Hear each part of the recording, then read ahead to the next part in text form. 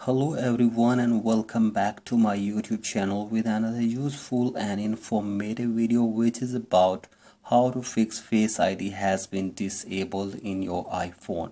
So guys, if you are trying to set up your Face ID or you are trying to use your Face ID in your iPhone and you are facing this problem, here I will show you how can you easily fix it.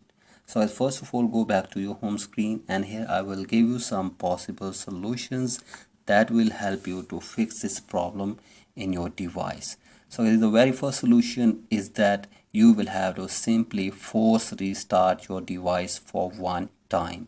So guys, if you want to force restart your device, you will have to simply press and release the volume up button and then down button and keep holding the power button until your device force restarts. So guys, when your device force restarts, try again to set up your Face ID in your iPhone again. So guys, after this, go for the next solution. If you're still facing this problem, that is, you will have to open up your settings and from here scroll it below and tap on general, and from here scroll it below, tap on transfer or reset iPhone, and from here tap on reset, and from here tap on reset all settings.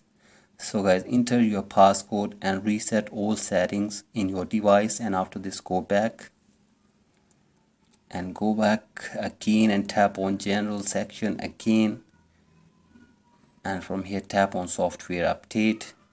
So guys, from here simply update your software to the latest version after resetting all settings in your device.